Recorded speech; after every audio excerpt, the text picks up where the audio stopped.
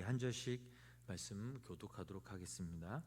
그 후에 예수께서 디베랴 호수에서 또 제자들에게 자기를 나타내셨으니 나타내신 일은 이러하니라.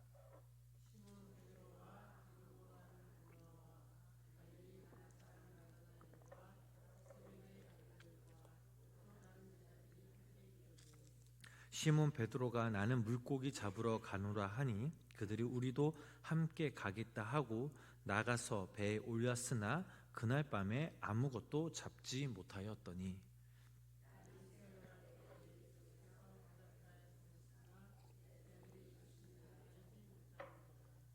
예수께서 이르시되 얘들아 너희에게 고기가 있느냐 대답하되 없나이다.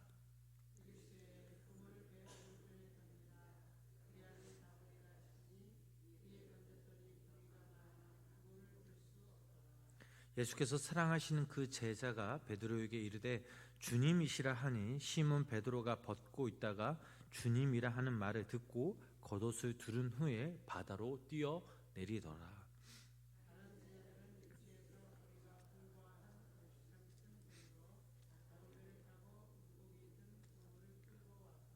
육지에 올라보니 숯불이 있는데 그 위에 생선이 놓였고 떡도 있더라.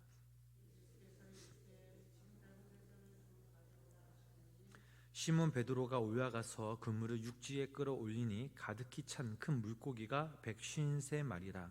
이같이 많으나 그물이 찢어지지 아니하였더라.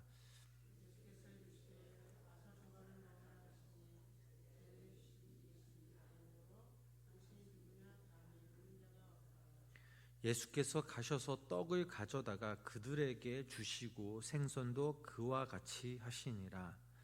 이것은 예수께서 죽은 자 가운데서 살아나신 후에 세 번째로 제자들에게 나타나신 것이다. 아멘. 오늘도 이 새벽 하나님의 은혜와 사랑이 우리 성령들 삶 가운데 함께 하시길 주님의 이름으로 간절히 축원합니다. 원래 오늘은 조성주 목사님이 말씀을 전하시는 날인데 목사님이 출타를 하셔서 제가 오늘 대신 전하게 되었습니다. 우리 성도님들은 하나님 없는 그 인생을 한번 생각해 보셨습니까? 비록 내가 아무리 초라해 보이고 내 삶 가운데 근심이 가득 차도 하나님이 있기에 우리가 그리고 이 자리에 앉을 수 있고 또 버틸 수 있다라는 것을, 그 무엇보다 우리가 하나님의 은혜 가운데 우리가 살아가고 있다라는 것을 우리는 늘 명심해야 합니다. 에덴 동산에 살고 있던 그 아담과 하와는 사단의 그 유혹을 이기지 못해 하나님께서 따먹지 말라고 했던 그 열매를 결국에는 먹고 말았습니다. 즉 하나님의 말씀에 불순종하였죠. 불순종으로 인해서 이들은 죄를 짓고 말았습니다. 아담과 하와가 죄를 지은 자신들의 그 모습에 그들은 에덴 동산 어느 곳에 숨어 있었습니다. 두려움에 사로잡혔을 때 하나님께서는 아담을 부르셨습니다. 아담아, 네가 어디 있느냐? 라고 부르셨죠. 하나님께서 이 아담이 무엇을 하시는지, 어떤 마음을 갖고 계시는지 알았음에도 불구하고 아담을 향해 네가 지금 어디 있느냐라며 부르십니다. 가령 우리는 어렸을 때 친구 집에서 놀거나 혹은 어디에서 무엇을 즐기고 있을 때 부모님이 찾아오시거나 부모님께 연락이 오죠. 거기서 뭐 하는데 아직 안 들어오니? 라고 물으십니다. 이 어머니 아버지의 물음은 우리가 뭐 하시는지 모르시는 게 아니라 아시면서도 지금 늦었으니 빨리 들어오렴, 네가 거기 있을 때가 아니잖니? 라는 이 반대의 개념으로 말씀하셨습니다. 하나님께서 아담을 부르셨을 때에도 마찬가지입니다. 하나님께서는 아담을 모르시고 부르신 것이 아니라 아담의 그 상황을, 그 마음을 너무나 잘 알고 계셨기에 아담을 부르셨습니다. 아담은 죄를 지었기에 너무나 떨고 있었습니다. 그 죄로 인해 아담은 아무것도 할 수 없었습니다. 아담과 하와는 하나님의 음성을 듣고 그제서야 그 그 어둠 속 그 제약 가운데 나올 수 있었습니다. 지금 우리의 모습은 어디에 있습니까? 하나님께서 여러분들 각자 이름을 부르신다면 여러분들은 어떤 모습과 어떤 마음으로 하나님께 나아가시겠습니까? 오늘 본문 말씀에 나오는 이 제자들의 그 모습을 한번 생각해 보시기 바랍니다. 주님은 부활하시기 전 제자들에게 내가 부활 후 갈릴리에서 만날 것을 말씀하셨습니다. 제자들은 주님의 말씀에 갈릴리 지역에 도착하였지만 이들은 주님을 외면한 채, 아니 주님을 잊어버린 채 자신들이 해야 할 일을 무엇인지 모른 채 그저 고기 잡는 일에 열중을 다하였습니다. 세상적인 부와 이 명예에 더 깊은 관심을 가졌던 거죠. 그들은 바다 한가운데 그물을 내려 고기를 잡았건만 단 한 마리도 잡지 못했습니다. 그때 예수님이 바다 한가운데 서 계셨습니다. 제자들 중 그 누구도 이 예수님을 알아채지 못했습니다. 예수님을 알아보지 못할 정도로 그들은 자신들의 욕구, 즉 고기 잡는 일에 열과 힘을 다하였습니다. 결국 그들이 많은 고기를 잡았을까요? 오늘 본문에 말씀이 나오는 것처럼 그들은 단 한 마리의 고기를 잡지 못했습니다. 하나님 없는 인생이 바로 이러한 인생입니다. 하나님을 내 삶의 그 중심 가운데 모시지 않고 살아간다면 아무리 자신의 삶의 자리에서 하나님이 우선순위가 아니라면 암만 자신이 노력해도 결국 얻는 것은 아무것도 없다라는 사실입니다. 오늘 본문 5절 말씀을 우리 다시 한번 함께 읽어보도록 하겠습니다. 예수께서 이르시되 얘들아 너희에게 고기가 있느냐 대답하되 없나이다. 자, 예수님이 이 제자들의 상황을 모르고 질문하셨을까요? 여기서도 마찬가지죠. 아닙니다. 너무나도 잘 알고 계셨습니다. 이 질문 역시 하나님께서 아담에게 질문하신 아담아 네가 어디 있느냐라는 질문의 의도와 같습니다. 당연히 주님은 제자들이 단 한 마리의 고기를 못 잡은 그 사실을 너무나 잘 알고 계셨습니다. 이 질문 역시 얘들아 이제 그만 고기 잡이를 멈춰라. 시간을 낭비하지 마라. 지금 너희들이 있어야 할 곳은 이곳이 아니란다라는 주님의 그 마음이 담겨져 있습니다. 예수님의 이 질문에 제자들이 뭐라고 대답합니까? 없다라고 대답합니다. 그들이 없다라고 말했을 때 그들 스스로 깊이 깨달았습니다. 아, 우리가 헛수고하였구나. 다시 말해 주님의 음성을 들은 제자들은 그제서야 자신들의 삶을 되돌아 보았을 때 아무것도 없음을 깨달았습니다. 그저 공허함뿐이 남지 않았습니다. 저희가 너무나 잘 아는 말씀이죠. 요한복음 15장 5절 말씀을 읽어보면 이런 말씀이 있습니다. 우리 함께 이 말씀 읽어보겠습니다. 나는 포도나무요 너는 가지라. 그가 내 안에 내가 그 안에 거하며 사람이 열매를 많이 맺나니 나를 떠나서는 너희가 아무것도 할 수 없음이라. 아멘. 자, 이 말씀에서 강조하는 것이 무엇일까요? 하나님을 떠나서는 내가 하나님 안에 거하지 않고 하나님이 내 안에 거하시지 않으면 아무리 수고를 한다 해도 그 열매를 맺을 뿐만 없을 뿐더러 아무것도 할 수 없는 우리는 연약한 존재라는 사실입니다. 사랑하는 우리 성도 여러분, 오늘 본문의 말씀에 나오는 이 제자들은요 바다에서 잔뼈가 굵은 어부들이었습니다. 이들은 일평생 바다에서 고기잡이로 살았던 어부들이었습니다. 이들이 아무것도 잡지 못한 것은 이들이 실력이 없어서가 아니죠. 이들은 어부에서 예수님의 제자로 부름받았습니다. 부활하신 예수님이 다시 갈릴리에서 만나자고 하신 것은 주님의 그 분명한 뜻과 목적이 있었기에 만나자고 하신 것입니다.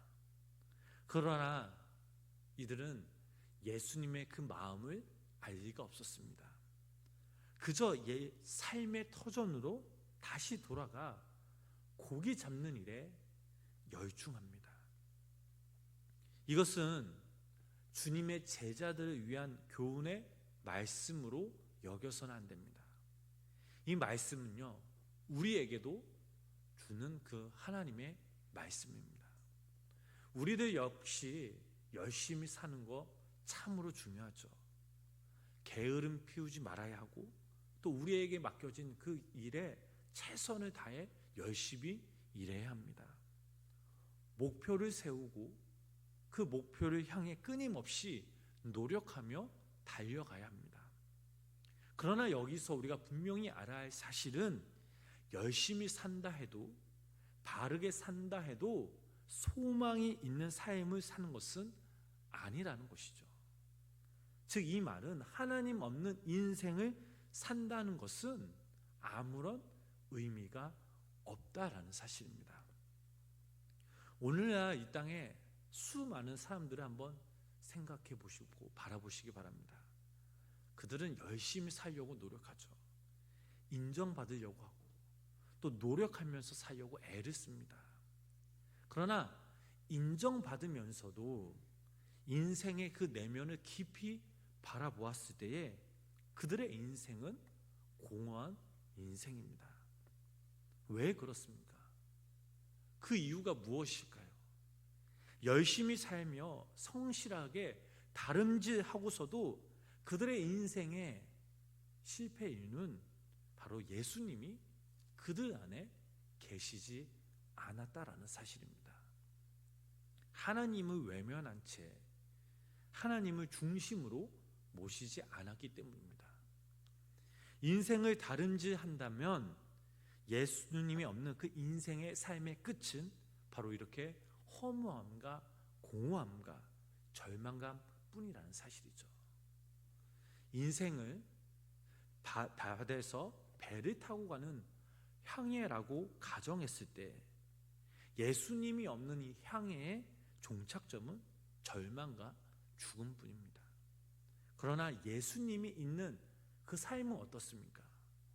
구원이 있기에 영원한 그 생명을 바라보며 우리는 믿음으로 한 걸음 한 걸음 나아갈 수 있습니다.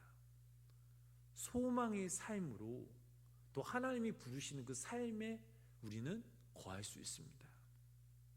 물론 하나님 없는 그 인생이 없어도 세상 가운데 출세할 수 있으며 수많은 돈을 우리가 벌 수 있습니다.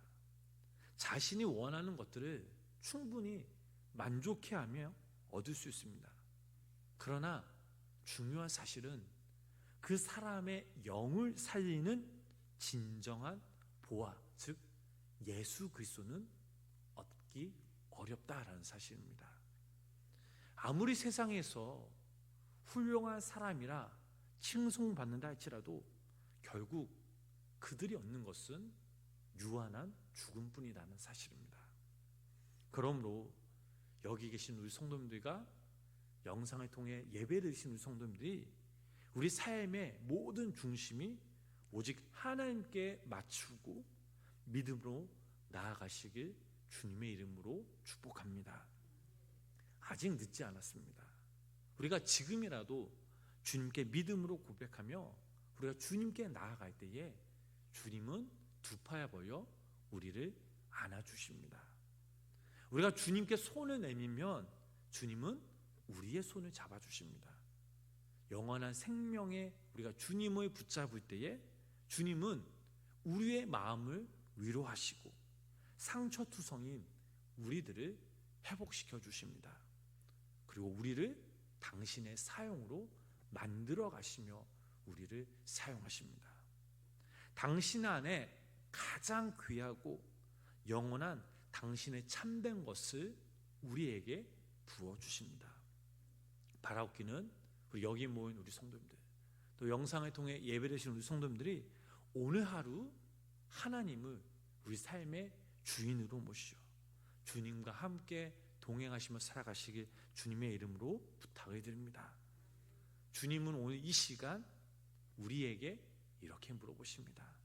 사랑하는 누구누구야, 너에게 고기가 있느냐, 너에게 참 생명이 있느냐라고 물으신다면 우리가 믿음으로 주님께 고백하며 아뢰는 믿음의 귀한 성도님의 삶 되시길 주님의 이름으로 간절히 축원합니다.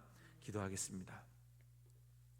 우리와 함께 하신 하나님, 우리는 지금 이 땅에서 무엇을 바라보며 무엇을 우리의 마음 가운데 두며 살아가고 있습니까? 무엇이 우리 안에 있습니까? 주님, 우리가 아직도 세상의 것들을 추구하며 바라본다면 주님, 우리를 불쌍히 여겨 주시옵소서. 부질없는 우리를 긍휼히 여겨 주시옵소서. 오늘도 이 시간, 이 새벽, 하루의 첫 시간은 우리가 마음을 다해 예배합니다. 주님은 내 삶의, 또 우리의 삶의 주인의 모시였음을 고백합니다. 이제는 우리가 이 땅에서 주님과 함께 동행하며 살아갈 때에 주님의 능력의 손으로, 권능의 손으로 우리를 붙잡아 주시고 인도하여 주시며 당신의 권능의 발로 우리를 영원한 생명으로 인도하여 주시옵소서. 상처투성인 우리들을 당신의 사랑으로 회복시켜 주시옵소서. 오늘 하루 우리가 주님 한 분만을 바라보며 나아갑니다. 우리를 살리시고 우리들을 주님의 제자로 삼으시고 여기 모인 우리들을 주님 안에 거하며 우리 삶 가운데 주님을 참 주인으로 모셔 살아갈 때 오늘 하루도 주님으로 인해 승리하며 복된 삶을 살아갈 수 있도록 주님 인도하여 주시옵소서. 하나님, 오늘도 이 새벽 우리의 간구를 들어주시옵소서. 우리의 상황과 형편을 아시는 그 주님께서 우리의 마음을 위로하여 주시고 우리에게 능력과 지혜를 부어 주셔서 오늘 시간 주님이 주시는 그 마음, 주님이 우리에게 말씀하시는 그 음성을 듣고 또 우리의 간구와 기도 제목들이 당신의 그때, 당신의 방법으로 우리 기도 제목들이 응답받는 은혜의 역사가 이루어지게 하여 주시옵소서. 예수님의 이름으로 간절히 기도드렸습니다. 아멘.